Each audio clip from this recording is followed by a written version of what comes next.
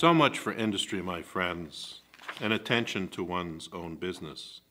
But to these we must add frugality, if we would make our industry more certainly successful. These are the words of Ben Franklin, spoken more than 300 years ago in his classic essay, The Way to Wealth. The essay that formed the fundamental inspiration to my 8th book, Doing More with Less. What is this book about?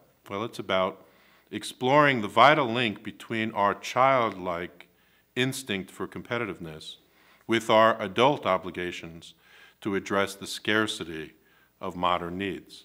In many ways, Franklin was my inspiration because he helped me rethink the vital link between competition and frugality, which are, in the end, the things that determine our freedoms, our fate, and our fortunes.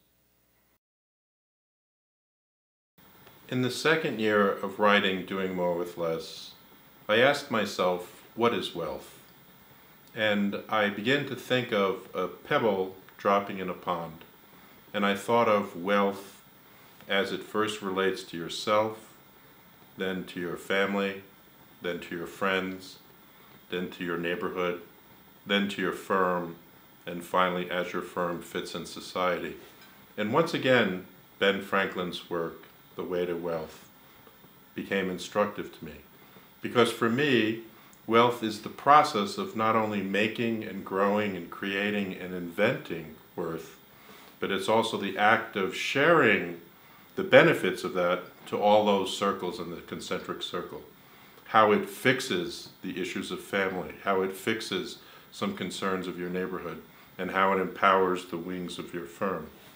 Ben Franklin taught me this, and I began to meditate it and write about it, when by the age he was only 42, he developed the second act to his life. The first years, from his early teens to 42, was the age of wealth making. And after having created so much wealth, he was then interested in the second half of his life, being very inventive, supporting friends who were scientists, supporting neighbors in the idea of a public library, inventing bifocals for those that needed something. And I think that in today's century of 7 billion souls, this notion of having multiple stages to your life and of the concentric circle really defines the social aspect of wealth in a form that I call social response capitalism. Consider the lives of those who do more with less, those who thrive on scarcity and limits, folks like Joan of Arc or Gandhi or Abe Lincoln. Why is it that their lives are often more compelling, more interesting than those of billionaires? I believe the answer is because they learned how to be creative in the context of scarcity. They learned what in my new book I talk about as the 3 R's of reputation, relationships, and revenue. In all cases, the lives of those who do more with less often discover a way to align money, people, and roles in a creative way in which they find many rich relationships, in which they find ways to enhance their reputation and that of their firm, and in ways in which the revenue comes as a kind of social byproduct to the larger service of their invention and their work. Doing More with Less attempts to explore that nexus of innovation and creativity for today. Pat Mahoney is the CEO and founder of Energy Answers Corporation and has been a client of my firm for more than 20 years. And only recently did I discover how devoted he is to the principles and the work of Ben Franklin. His latest project is a $1.2 billion project in Baltimore Harbor called the Fairfield Renewable Energy Project. And it embodies many of the principles of doing more with less. It is designed to burn processed waste and sell electricity to the city of Baltimore. But what's particularly unique about it is the way Pat Mahoney utilized 4 of my firm's corporate affiliates into one complex puzzle. He leased for the 100 years contaminated World War II munition soils from FMC, a chemical company, that he then capped and used a Norwegian corporate affiliate called Arcadis to clean it up.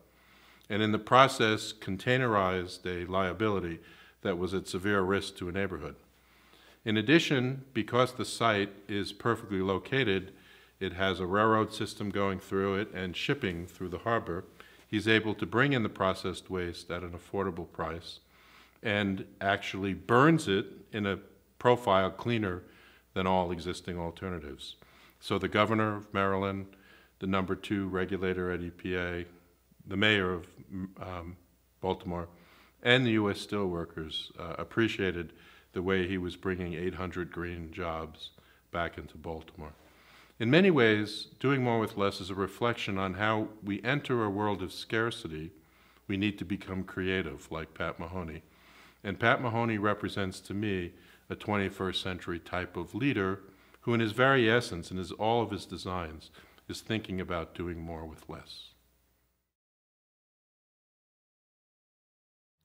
I have been in the oil and gas industry for over 30 years, and the most memorable project that I have been involved in was about the merger between Suncor and Petro-Canada, where I was appointed to lead the EH&S part of the integration, with lots of projects need to be done in a short period of time, and the scarcity of resources really brought out the creativity of the team in order to get things done.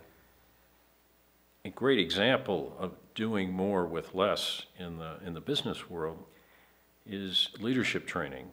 In my view, the companies that invest in training their own people and developing their leadership skills get a great benefit from doing that because they can grow internally, they can have those people accept more responsibility, and they don't incur the expense of having to go out and recruit substitute people, and they don't incur the cost of having to train those substitute people.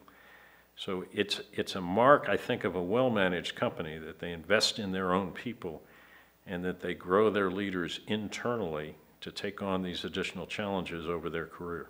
As Whirlpool's globalization efforts evolved, we moved into India, and it was there that I saw in action the most effective recycling programs. And I think that recycling was driven by the economy of India, the forced frugality in India, and their need to extract value from anything and everything. And so recycling was paramount to them. And it was a lesson I learned that I could take to the other parts of the world and to my work today. As a management consultant, you get plenty of opportunities to travel to the megacities of the world. And maybe partly out of boredom, partly out of sportiveness, I would often ask the taxi driver what they thought of Ben Franklin when I landed in their country. It could be Istanbul, it could be Israel, it could be Sydney. And very often, and sometimes, almost with a kind of NBA-like gesture, the people would say, "Ben Franklin, he's our man, he can do it."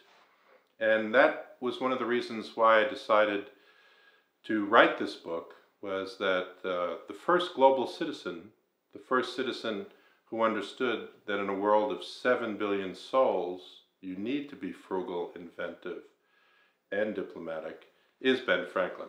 And despite the great differences between the Middle East, the North and the South, the haves and the have-nots, the principle of doing more with less is a universal truth that he first touched. And so you begin to realize that he also helps you understand that the true purpose of money is social. It gives the person the freedom to do something of social purpose.